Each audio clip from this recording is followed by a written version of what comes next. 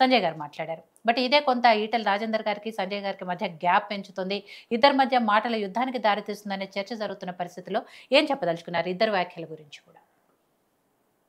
నమస్తే విజిత గారు, మీకు యూఐఓటీలో ఉన్న పెద్దలకు, తర్వాత ప్యానల్లో ఉన్న మిత్రులకు, అదేవిధంగా వీక్షకులకు, ప్రేక్షకులకు అందరికి కూడా గుడ్ ఈవినింగ్. ముఖ్యంగా ఇక్కడ కోల్డ్ లేదు, వారు లేదు, అంతా కూడా మీడియా దాన్ని రంధ్రాన్వేషణ చేస్తూ వీళ్ళ మధ్య ఏదో ఉంది, ఏదో నడుస్తుంది అనేది చర్చ. మీరు మీడియాలో వస్తున్న తప్పితే మా పార్టీలో ఎవరికి కన్ఫ్యూజన్ లేదు, ప్రజలకు కూడా ఎవరికి కూడా ఏం సందేహాలు లేవు. మీ పార్టీ వాళ్ళు ఎవరు బయటకు వచ్చి అయితే చెప్పరు కదా, ఇలా భిన్నాభిప్రాయాలు ఉన్నాయి, మా మధ్య కోల్డ్ వార్ నడుస్తుందని చెప్పరు కదా. మీడియా బయటకు తీసుకొస్తేనే బయటకు వస్తుంది, జనాలకి తెలుస్తుంది. ఏదే లేకుంటే చెప్పేది ఏముంటది? పోనీ మేము మా పార్టీ అధినాయకత్వం చూస్తూ ఊరుకుంటుందా? ఒకవేళ అట్లాంటి కోల్డ్ వార్ ఉంటే అది ఏం లేదు. చిన్న ఎప్పుడైతే ఈటెల రాజేందర్ వారు గతంలో ఫైనాన్స్ మినిస్టర్ గా ఉన్నారు కాబట్టి ఘోష్ కమిషన్ పిలిచింది, పిసి ఘోష్ గారు పిలిస్తే వారు అడిగినటువంటి ప్రశ్నలన్నిటికీ కూడా మీడియా ముందే సమాధానం ఇచ్చారు. ఇప్పుడు మామూలుగా ఎట్లుంటుందంటే కోర్టులో కానీ జడ్జిల ముందు కానీ వాళ్ళు అడిగిన విషయానికే సూటిగా సమాధానం చెప్పాల్సి వస్తుంది. అక్కడ కొత్తగా మనం అలిగేషన్ చేయడానికి ఏం అవకాశం ఉండదు, వేరే ఇంకా విడమర్చి చెప్పడానికి కూడా ఉండదు. స్ట్రైట్ గా అడిగిన ప్రశ్నకు జవాబు చెప్పాలి. వాళ్ళు అడిగినటువంటి అన్నిటికీ కూడా ఈయన సమాధానం చెప్పాడు. ఈ ఘోష్ గారు కమిషన్ అసలు వేసింది దేనికోసం నాకు ముందు చెప్పండి మీరు, లేకపోతే ప్యానల్లో ఉన్న రవి గారిని చెప్పానండి. అంటే కాళేశ్వరం ప్రాజెక్ట్ లో జరిగినటువంటి అవకతవకల మీద, ఇర్రెగ్యులారిటీస్ మీద కమిషన్ ఎంక్వైరీ చేస్తున్నారు. ఎక్కడ కూడా దాంట్లో ఫైనాన్షియల్ మిస్యూజ్ జరిగిందా, అవినీతి జరిగిందా, మొత్తం డబ్బులు ఖర్చు పెట్టలేదా, 82,000 కోట్లు వాళ్ళు ఏదైతే అలొకేషన్ చేశారో అది కూడా మినిస్ట్రీ ద్వారా జరగలేదు. ఫైనాన్స్ మినిస్టర్ ద్వారా ₹1 కూడా ఆయన ప్రమేయం లేకుండానే ఖర్చు పెట్టారు. ఆయన ఆల్రెడీ కమిషన్ ముందు చెప్పిండు. దానికి సపరేట్ గా ఒక కార్పొరేషన్ వేశారు, దానికి ఆడిట్ డిపార్ట్మెంట్ వేరేనే ఉంటుంది. తర్వాత వాళ్ళు ఎవరైతే ఇరిగేషన్ శాఖ ద్వారా వాళ్ళ సమన్వయంతో పనిచేసుకుంటారో మా ప్రమేయం లేదని చెప్పి బయటకు వచ్చిండు. బయటకు వచ్చిన తర్వాత ఇది మంత్రివర్గ నిర్ణయం అని మీరు ఎట్లా చెప్పారు అంటే, మంత్రివర్గం నిర్ణయం చేసింది కాబట్టి చెప్పాడు ఆయన. దాని విషయంలో ఎవరికైనా ఏం అభ్యంతరం ఉండాల్సిన అవసరం ఏముంది? మా పార్టీలో కూడా ఇప్పుడు మొదటి నుంచి కాళేశ్వరం ఏదైతే ఉందో ఆ పేరు మీద వీళ్ళు లూటీ చేసిండ్రు అనేది అందరికి జగమెరిగిన సత్యం. మరి కాంగ్రెస్ వాళ్ళు కూడా పోయి స్వయంగా రాహుల్ గాంధీని అక్కడికి తీసుకెళ్లి ఎన్నికల ముందు 1,00,000 కోట్ల అవినీతి జరిగిందని ఆరోపణ చేశారు. మరి అవినీతి మీద ఇప్పుడు దాన్ని తేల్చాల్సింది ఎవరు? నువ్వు సపరేట్ ఏమైనా సిట్ వేసావా? ఇప్పుడు ఏదైతే ఫోన్ ట్యాపింగ్ కోసం సిట్ వేశారు పోలీసులు, మెయిన్ గా వాళ్ళకి దర్యాప్తు చేసి దీంట్లో ఎవరెవరికి వాటాలు పోయినాయి, ఎవరెవరు ఎంత పంచుకున్నారు, ఎవరెవరు తిన్నారు, ఏ విధంగా అయింది, అసలు ప్రాజెక్ట్ ఖర్చు పెట్టినా లేదా అనేది దర్యాప్తు పెట్టి చేసిరా. ఈ రోజు విజిలెన్స్ చేశారు. విజిలెన్స్ కూడా ఒక రిపోర్ట్ ఇచ్చింది. విజిలెన్స్ కూడా ఏం చేసింది, అందులో ఎవరైతే పనిచేసినటువంటి ఇంజనీర్ల మీద లేకుంటే టెక్నికల్ పర్సన్స్ మీద వాళ్ళ మీద ఏదో చేసి రిపోర్ట్ కూడా ఇచ్చారు. దాని మీద చర్యలు తీసుకోవాలని చెప్పేసి అందరూ డిమాండ్ చేస్తున్నారు. ఇంతవరకు ఏ చర్య తీసుకోలేదు. ఏ ఇంజనీర్ కూడా ఉల్టా ఆ కాళేశ్వరంలో పనిచేసిన వాళ్ళకి ప్రమోషన్స్ ఇచ్చారని ఆరోపణలు ఉన్నాయి. 6 ఎవరు ఇంజనీర్లకు ప్రమోషన్స్ ఇచ్చిందని. బాధ్యులైన వాళ్ళను ఒక ప్రాజెక్టును రాష్ట్రానికి నష్టం చేకూర్చి దాన్ని కుప్పకొచ్చినటువంటి వాళ్ళకి ప్రమోషన్స్ ఇవ్వడం ఏందండి? కాబట్టి ఇప్పుడు మేము నిన్న కూడా బండి సంజయ్ కూడా వేరే ఏం మాట్లాడలేదు. మీరు అనుకుంటున్నట్టుగా ఏదో కోల్డ్ వారో లేకుంటే హాట్ వారో ఏది లేదు. వారు ఏం చెప్పారు, నిజంగా కాంగ్రెస్ పార్టీకి చిత్తశుద్ధి ఉంటే, ముఖ్యమంత్రి గారికి చిత్తశుద్ధి ఉంటే సిబిఐ ఎంక్వైరీ కోరండి. దీంట్లో అవినీతి కూడా బయటకు వస్తుంది. దీంట్లో అవినీతికి పాల్పడ్డ వాళ్ళని మేము జైలుకు పంపే అవకాశం ఉంటుంది. మీరు ఎట్లాగో దాని మీద దర్యాప్తు చేస్తలేరు. ఆయన క్లియర్ గా చెప్పాడు. ఎందుకంటే రాష్ట్ర ప్రభుత్వం అనుమతి లేకుండా డైరెక్ట్ గా సిబిఐ రాలేదు, ఈడీ కూడా రాలేదు. ఎందుకంటే ఈడీ రావాలంటే ఒక కేసు కావాలి. ఏదైనా కూడా ఎఫ్ఐఆర్ నమోదైతే దాని ఆధారంగా ED can take up that case. కాబట్టి ఇందులో మనం ఏదో వాళ్ళిద్దరి మధ్య లేకుంటే మా పార్టీలో డిఫరెంట్ ఒపీనియన్ ఉంది అనేది లేదు. ఈటెల రాజేందర్ గారి మీద కూడా అనవసరమైనటువంటి ఇది ఆరోపణలు. వారేదో కేసీఆర్ ను బచాయిస్తున్నాడు, ఆయనకి ఏం అవసరం? అరే ఆయన తరిమేసిందండి.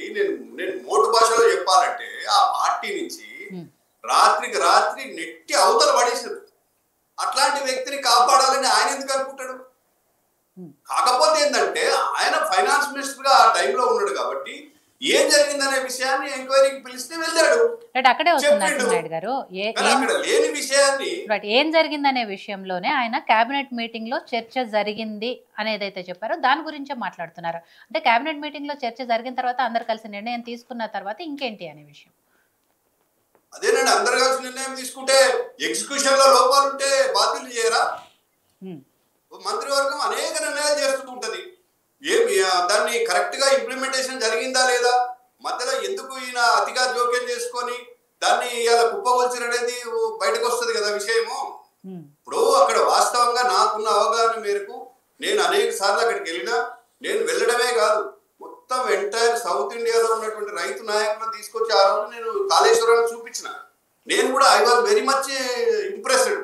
ఎందుకంటే ఎక్కడో 600 మీటర్ల లోపల ఉన్నటువంటి గోదావరి నీళ్లను 620 మీటర్లు ఎక్కించి పైకి తీసుకొచ్చి మరి నీళ్ళు ఇస్తామంటే మేము రైతుగా సంతోషపడతాం కదా. దాన్ని ఒక మోడల్ గా ఎందుకు చూడకూడదు అనేది ఆ రోజు నాకున్న ఒపీనియన్. కానీ ఎప్పుడైతే కుప్పకూలిందో నిజంగా కూడా ఇలా లోపాలు ఉన్నాయి, భయంకరమైనటువంటి లోపాలు ఉన్నాయనేది ఈ రోజు మనం అందరం కూడా నోటీస్ చేస్తున్నాం. ఇప్పుడు మనకు ఏదైనా కూడా ఆ రోజు జరిగే ప్రాసెస్ లో అడ్డుకోకూడదు కదా. కాబట్టి రాజేందర్ గారు కూడా ఎందుకు అడ్డుకుంటారు చెప్పండి? ఆ రోజు జరిగే ప్రాసెస్ మంచిది అనుకున్నాడు ఆయన కూడా. గోదావరి నీళ్లను మనకు వేరే శరణ్యం లేదు. కృష్ణాలో మనకు ఉన్నటువంటి వాటా ప్రకారం అవి సరిపోవు మొత్తం ఎంటైర్ తెలంగాణకు హాఫ్ ఆఫ్ ది తెలంగాణ లేకుంటే ఎక్కువ శాతము ఈవెన్ హైదరాబాద్కు నీళ్ళు ఇవ్వాలనేటువంటి సదుద్దేశంతో టేకప్ చేశారు. కాబట్టి ఆయన కూడా అడ్డు చెప్పలేదు. మంత్రివర్గంలో పార్ట్ అండ్ పార్సల్ కాబట్టి ఆయన ఓకే చేసి ఉంటాడు. కానీ నువ్వు ఇట్లా కడతావు, దాన్ని తీసుకుపోయి ఇప్పుడు బ్యారేజ్ అన్నావు, బ్యారేజ్ అన్నదాన్ని నువ్వు డ్యామ్ కట్టావు, ఆ డ్యాము ఇసుక మీద కట్టినావు, లోతులోకి వెళ్ళలేదు పియర్స్, వీళ్ళు అందుకే కుంగిపోయినాయి. ఇప్పుడు అది బ్లండర్ మిస్టేక్ చేశారు. అందరికి కూడా ఎప్పుడు తెలిసింది? అది కుప్పగొల్లాక తెలిసింది. తెలిసినాక ఏమైనా ఈటల రాజేందర్ సమర్థించిండా? కేసీఆర్ నేనే కర్త కర్మ క్రియ, ఇది నా ఏమంటారు అది మాస్టర్ చేయడానో ఏదో చెప్పుకున్నాడు కదా. 100% చెప్పిన అదే విషయం ఆయన కూడా చెప్పిండు కదా. ఈ అన్నిటికీ బాధ్యులు కేసీఆర్ అని చెప్పిండు క్లియర్ గా. కుప్ప కొనడానికి కూడా కేసీఆర్ బాధ్యుడు అని చెప్పిండు. ఇంకేం చేయాలి చెప్పండి? కాబట్టి మీరు అనుకునేటువంటి లేకపోతే మీరు అడిగినటువంటిది ఏదైతే ఉందో, మా పార్టీలో ఏమి విభేదాలు లేవు.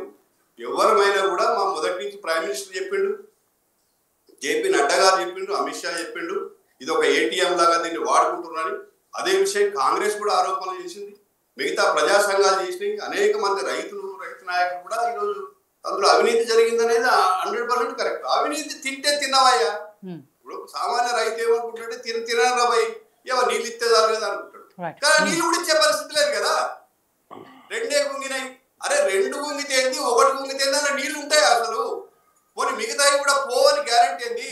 ఇలా నేషనల్ డ్యామ్ సెక్యూరిటీ వాళ్ళు చెప్పారు క్లియర్ గా, మిగతాయి కూడా ప్రమాదం పైన సుందిల్లా కానీ ఇంకా మిగతా ఉన్న ఇంకొకటి ఏదో కట్టారు కదా అన్నారు, అక్కడ కూడా ప్రాబ్లం ఉందని చెప్పారు కదా. అవి కూడా నిలబడే అవకాశం లేదని, ఎందుకంటే అవి కూడా ఇదే మోడల్లో కట్టారు. తప్పెక్కడ జరిగిందంటే ఇప్పుడు మనకు 2 బ్యారేజీలు ఉన్నాయి ఆంధ్రాలో, ఒకటి కృష్ణా బ్యారేజీ, ఇంకోటి కాటన్ బ్యారేజీ. అవి పోయినాయి అండి. 200 సంవత్సరాల కింద కట్టింది, నాకు తెలిసి అయితే 150 సంవత్సరాల పైన అయింది. కానీ డిజైన్ లో లోపం ఉంది, దాని యొక్క ఇంప్లిమెంటేషన్ లో లోపం ఉంది. ఆ లోపం ఎవరో తేలాలి. మిగతా ఫండింగ్ అంతా ఖర్చు అయిందా లేదా, ఖర్చు అయిందా లేదా అనే విషయం కూడా తేల్చినట్టు నాకు తెలిసినంత వరకు ఘోష్కు అప్పచెప్పనే లేదు. మరి ఆ వైపుగా ఇప్పుడు దర్యాప్తు జరుగుతుందని కూడా చెప్పలేము.